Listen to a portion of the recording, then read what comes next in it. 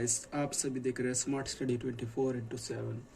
आज आ चुका मैं नई वीडियो के साथ एक आज जो है मैं आपको 11th क्लास से सबसे बेसिक से स्टार्ट करने वाला हूँ कि सबसे पहले क्या किया जाता है 11th क्लास में। सबसे फर्स्ट चैप्टर कैसे क्या करना है, बेसिक से हाई तक जाएंगे धीरे धीरे करके। आज मैं सबसे पहले आपको कुछ बेसिक्स बातें बताने वाला हूँ एंड उसके बाद हम करेंगे रोल ऑफ डेबिट क्रेडिट, जो कि अकाउंट्स में सबसे इंपॉर्टेंट चैप्टर है। उसके बिना अकाउंटिंग अधूरी ही है, ये समझ लो।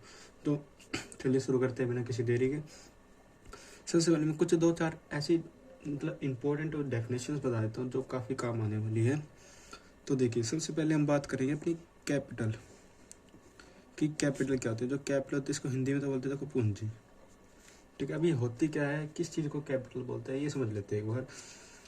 कैपिटल वो होती है जब भी कोई मालिक किसी को बिजनेस स्टार्ट करना चाहता है, और जब बिजनेस स्टार्ट करता है तो शुरू में जो पैसा इन्वेस्ट करता है उस बिजनेस में, उसी पैसे को लगाए गए पैसे को हम कैपिटल बोलते हैं, हिंदी में पूंजी।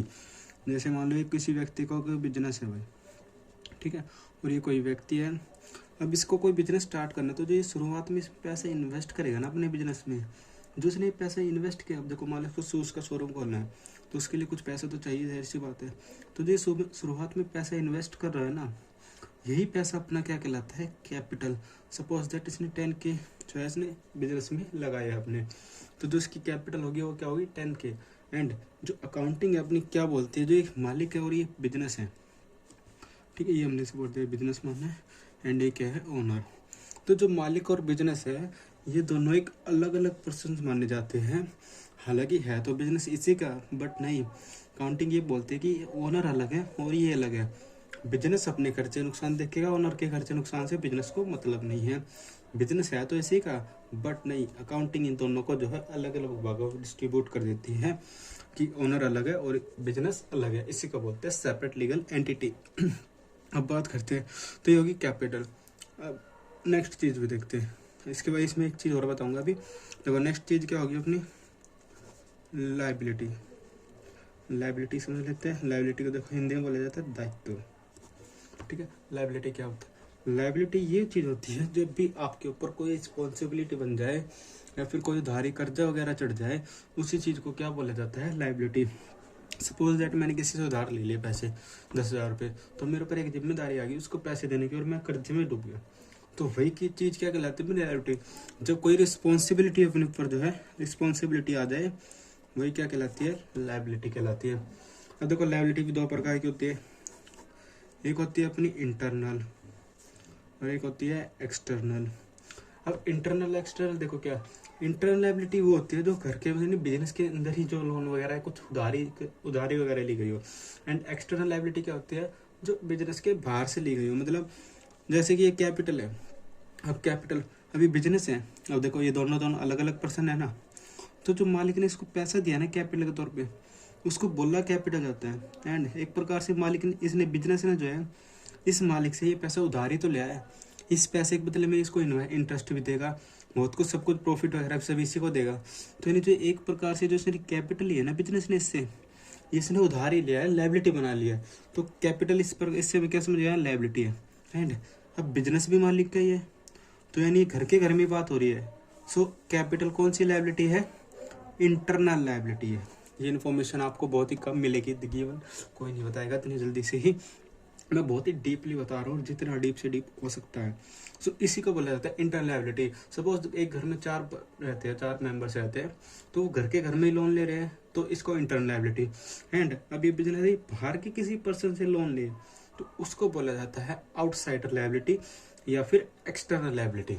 ये होते हैं लायबिलिटी। इनके बाद भी होते हैं 2 प्रकार, वो बड़ी बाद में बताऊंगा। अभी बेसिक जो इन्फॉर्मेशन है वो काम की चीज़ है, इतनी है। आई बात समझ। इसके बाद चलते हैं नेक्स्ट पॉइंट, एसेट पे आते हैं एक बार। जो अपना नेक्स्ट पॉइंट है एसेट। एसेट को जो हिंदी में बोलते हैं संपत्ति। संपत्ति क्या होती है, इसके ऊपर बात कर ले। देखो एसेट वो चीज़ होती है अपनी जो कि आपकी फ्यूचर में कैश में कन्वर्ट हो सके या फिर जिससे हमें सर्विस मिल सके, वो सभी चीज़ें क्या होती है, अपनी एसेट होती है, जिनसे इन केस में फ्यूचर आने वाले टाइम में कभी भी हमें फ़ायदा हो। सिंपल वे में बोले, जिनसे हमें आने वाले टाइम में फ़ायदा हो, प्रॉफिट हो, या फिर जो कैश में कन्वर्ट हो सके, सर्विस मिल सके, वो सभी चीज़ें क्या कहलाती है, अपनी एसेट कहलाती है। जैसे हम फर्नीचर वगैरह ये फ़ोन खरीदते हैं, तो आज खरीद लिया तो उनको बाद में बेच के दोबारा पैसे में कन्वर्ट हो सकते हैं। तो यही सभी चीज़ें क्या कहलाती है, अपनी एसेट, जो कि कैश में कन्वर्ट हो सके इजीली एंड सर्विस प्रोवाइड हो सके, इनसे हमें सर्विस मिल सके। आई बात समझ में गाइस? ये सबसे बेसिक डेफिनेशन है अकाउंट की, बेसिक से बेसिक बता, इससे इजी कुछ नहीं मिलने वाला। अकाउंटिंग शुरू ही यहीं से होती है। तो ये 3 थोड़ी इंपॉर्टेंट थी। एक ड्राइंग और बता देता हूँ। देखिए ड्राइंग समझ लेते हैं एक बार, ड्राइंग क्या होता है। ड्राइंग हिंदी में बोलते हैं इसको आहरण। ड्राइंग को हिंदी में बोला जाता है आहरण। तो ड्राइंग क्या, ड्राइंग वो चीज़ होती है, ड्राइंग उस चीज़ को बोलते हैं जब भी जो ओनर है अपने पर्सनल यूज़ के लिए जो है बिजनेस से कैश या फिर गुड्स कुछ भी निकाल के ले जा रहा हो बिजनेस से अपने पर्सनल यूज़ के लिए, क्या पर्सनल यूज़, तो वो क्या कहलाता है, अपना ड्राइंग। ठीक है, जब भी जैसे मालिक अपने घर के काम के लिए अपने बिजनेस से या तो पैसा निकाल, मान लो उसको घर पे पैसे की जरूरत है, इसके पास पैसे नहीं है तो बिजनेस से पैसे निकाल के ले जा रहा है, या फिर इसको घर पे गुड्स की जरूरत है, तो वो सभी चीज़ें क्या कहलाती है, ड्राइंग। जब भी मालिक अपने पर्सनल यूज़ के लिए बिजनेस से कुछ भी निकाल के ले जाए वो अपनी ड्राइंग कहलाती है। अब आते हैं और डेफिनेशंस पे। डेफिनेशंस 2-3 और बता देता हूँ बस, उसके बाद फिर अपने जो है मैं अपन चैप्टर पे चलेंगे नेक्स्ट। देखिए अब परचेज की बात कर लेते हैं। परचेज को क्या बोलते हैं, हिंदी में बोलते हैं इसको क्रय। परचेज क्या कहलाते हैं, देखो परचेज हम उस चीज़ को बोलते हैं जो गुड्स हम बेचने के लिए खरीदते हैं, उसको क्या बोला जाता है, पर्पस। यानी जो गुड्स हम सेल पर्पस के लिए खरीदते हैं, यानी सेल पर्पस के लिए खरीदा गया गुड्स जो है वो क्या कहलाता है, परचेज। जैसे कि मान लो मेरा कोई बिजनेस है, तो जो मैं मान लो शूज़ का बिजनेस है, तो मैं शूज़ खरीद के ला रहा हूँ, उन शूज़ को क्या बेचने के लिए खरीद के ला रहा हूँ, जब तक उनका बिजनेस है तो उनको बेचूंगा, तो वो क्या कहलाए, मेरी परचेज। बट मैं कोई एसेट खरीद के ला रहा हूँ तो परचेज नहीं कहलाई। परचेज का असली मीनिंग होती है कि जो गुड्स बेचने के लिए खरीद के ला रहे हो। आई बात समझ में गाइस? ये डेफिनेशन बहुत ही डीपली है। तो परचेज इसी को बोला जाता है। एंड से नेक्स्ट है सेल। सेल का कुछ नहीं, हिंदी में बोलते हैं इसको विक्रय। एंड सेल है सिंपल सेल है, जो भी आप कुछ बेच रहे हो वो सब क्या कहलाता है, अपनी सेल कहलाते हैं। उसके बाद आता है एक डेटर।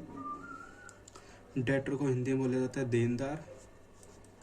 एक होता है क्रेडिटर। क्रेडिटर को बोला जाता है लेनदार।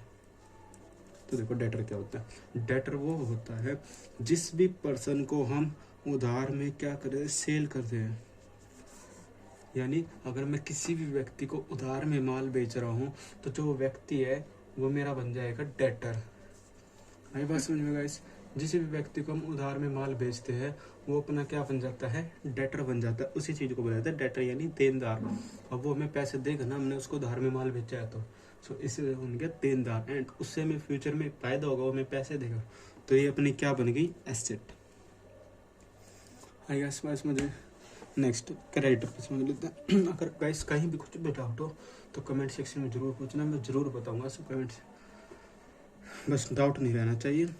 क्रेडिटर लेनदार, हिंदी में बोलते हैं इसको लेनदार।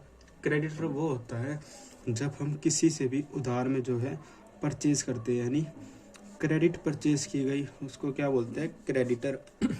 सपोज दैट मैंने किसी से माल खरीद रहा हूँ, मैं उधार में माल खरीद के ला रहा हूँ, उधार में माल खरीद के ला रहा हूँ, तो वो मेरी क्या बन गया, वो क्रेडिटर बन गया। एंड लेनदार यानी मुझे उसको पैसे देने पड़ेंगे, मेरे ऊपर एक जिम्मेदारी बन गई। और जहाँ जिम्मेदारी की बात आती है तो उस चीज़ को क्या बोला जाता है, लाइबिलिटी। यानी ये क्या हुआ, अपनी liability. Creditor liability, debtor asset. आई बात समझ में गाइस? क्रेडिटर किसको बोलते हैं, जब किसी व्यक्ति से हम उधार में माल खरीदते हैं वो क्रेडिटर, एंड किसी को उधार में माल बेचते हैं तो डेटर, खरीदते हैं तो क्रेडिटर। ये सिंपल बेसिक सी इन्फॉर्मेशन थी। एक तो और बता देता हूँ, देखिए क्योंकि इन्फॉर्मेशन बताने के बाद फिर कुछ बचेगा नहीं ना, मतलब ज़्यादा कुछ। परचेस रिटर्न देख लेते हैं एक बार। परचेस रिटर्न क्या है, परचेस रिटर्न किसको बोला जाता है, परचेस रिटर्न यानी फॉर दैट हमने किसी से माल खरीदा है। अब हमने माल खरीदा तो देखो उसमें अलग कोई गुड डिफेक्टिव हुआ, कुछ कमी आई, पसंद नहीं है कुछ, तो जो हम माल अब उसको वापस करेंगे ना माल, उसी को बोला जाता है परचेस रिटर्न। खरीदा हुआ माल वापस करना ही परचेज रिटर्न कहलाता है। अब हमने माल खरीदा था तो खर्चा हुआ था, बट अब हम उस माल को वापस कर रहे हैं तो फ़ायदा है ना अपना, पैसे मिलेंगे हमें वापस। तो ये क्या हुआ अपना फ़ायदा, यानी प्रॉफिट बोल सकते हैं या फिर इनकम, प्रॉफिट बोल देते हैं। ठीक है, इसको हम प्रॉफिट बोलेंगे। नेक्स्ट चीज़ देखो, सेल रिटर्न, यानी हमने किसी को माल बेचा, वो बेचा हुआ माल क्या है वो सामने वाला वापस करके जा रहा है, इसी को क्या बोला जाता है सेल रिटर्न। जब हम खरीदते हैं और हम वापस करते हैं तो परचेस रिटर्न। जब हम बेचते हैं और वो सामने वाला वापस कर जाए, उसको भी मान लो कुछ गुड्स पसंद ना आए, डिफेक्टिव हो कोई गुड्स, तो वो वापस करके जा रहा है, तो इसको क्या बोलेंगे सेल रिटर्न। एंड हमने किसी को माल बेचा था, फायदा था, बट अब बेचा हुआ माल वापस आ रहा है, इसका मतलब क्या हो गया अपना नुकसान। ये क्या बन गया अपना लॉस बन गया, सेल रिटर्न। आएगा इस बात समझ में, परचेज रिटर्न और सेल रिटर्न। एक बार फिर दोबारा से डेफिनेशन सभी को क्लियर कर देता हूँ इनकी, उसके बाद अपन चलेंगे नेक्स्ट चैप्टर पे। देखिए सबसे पहले कैपिटल आती है। कैपिटल को हिंदी में बोला जाता है पूंजी। पूंजी क्या कहलाती है, जब भी मालिक बिजनेस स्टार्ट करे, बिजनेस स्टार्ट करते स्टार्टिंग में जो पैसे इन्वेस्ट करता है उसी को क्या बोला जाता है, कैपिटल बोला जाता है। उसके बाद लायबिलिटी, यानी हिंदी में दायित्व। जब भी आपके ऊपर कोई रिस्पॉन्सिबिलिटी बन जाए, यानी आप उधारी में कर जाए, कर्जा चढ़ जाए, वो सभी क्या कहलाते हैं लायबिलिटी। लायबिलिटी दो प्रकार के होते हैं, इंटरनल और एक्सटर्नल। इंटरनल कौन से होते हैं, जो घर घर में पे की जाती हो, मतलब घर घर में उधारी ली जाती हो। एक्सटर्नल जो बिजनेस के बाहर से ली जाती हो। और इनमें सबसे पहले अगर कभी पूछ लेना कि कौन सी लायबिलिटी सबसे पहले पेड की जाती है, तो एक्सटर्नल लायबिलिटी सबसे पेड की जाती है, बिकॉज आप सबसे पहले बाहर वालों का पैसा देना दोगे ना भाई। घर की तो बात चल जाएगी, कोई दिक्कत नहीं, बट पहले तो बाहर वालों को पैसा दिया जाएगा ना। सो इस वजह से पहले एक्सटर्नल लायबिलिटी पे की जाती है। उसके बाद एसेट। एसेट में क्या है, संपत्ति, यानी जो भी एसेट अपनी कुछ ही टाइम के अंदर कैश में कन्वर्ट हो सके या फिर जिससे हमें सर्विस मिल सके, वो चीज़ क्या कहलाती है, अपनी एसेट कहलाती है। नेक्स्ट ड्राइंग, आहरण। ड्राइंग, जब भी मालिक अपने पर्सनल यूज़ के लिए बिजनेस से पैसा निकाल के ले जाए उसको बोलते हैं ड्राइंग। पर्सनल यूज़ के लिए याद रखना, ऐसा नहीं कि सिर्फ विड्रॉ कर दे, बट पर्सनल यूज़ शब्द आना चाहिए जब भी वो ड्राइंग बनेगी। Next purchase. परचेस क्या कहलाता है, हिंदी में क्रय, यानी जो गुड्स हम सेल पर्पस के लिए खरीद रहे हैं उसको बोला जाता है परचेस। सेल पर्पस के लिए खरीदा गया गुड्स परचेस कहलाता है। सेल विक्रय, सिंपल सेल बोलते विक्रय। डेटर, देनदार, यानी जब हम किसी को उधार में माल बेचते हैं तो जो सामने वाला पर्सन है वो अपना क्या बन जाता है, डेटर बन जाता है, यानी देनदार बन जाता है। सो यानी क्रेडिट सेल की, और डेटर क्या बनते हैं अपना एसेट। क्रेडिटर, लेनदार, यानी जब हम किसी से उधार में माल खरीदते हैं तो वो अपना क्या बन जाता है, क्रेडिटर, यानी लेनदार। क्रेडिट परचेस, और ये क्या बन गया, अपनी रिस्पॉन्सिबिलिटी बन गई हमारे ऊपर एक, तो इस पर ये क्या हो गया, लायबिलिटी बन गई। Next purchase return.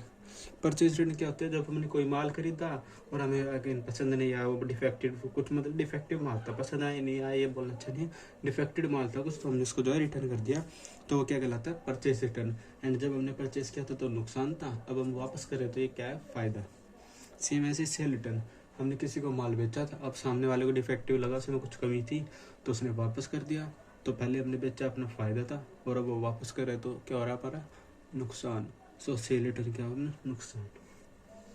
यही कुछ इंपॉर्टेंट डेफिनेशन थी गाइस अकाउंट की क्लास 11th के लिए, बेसिक से लिए, जो मतलब जो बच्चा बेसिक से सीखना चाह रहा है, तो इससे बेसिक नहीं, कुछ भी इजी से इजी बताया मैंने। एंड अगली वीडियो में हम करने वाले हैं अकाउंटिंग इक्वेशन करने वाले हैं, अकाउंटिंग इक्वेशन करेंगे अगली वीडियो में। तो तभी आज की वीडियो के लिए इतना ही काफ़ी है, मिलते हैं नेक्स्ट वीडियो में, तब तक के लिए बाय, टेक केयर। एंड अगर कोई भी डाउट आए तो कमेंट सेक्शन में ज़रूर पूछें। एंड अगर आपको मेरी वीडियोस पसंद आ रही है, मेरी कुछ भी हेल्प हो रही है अगर मेरी वीडियोस से, तो प्लीज़ चैनल को सब्सक्राइब करें, लाइक करें एंड शेयर करें। थैंक्स।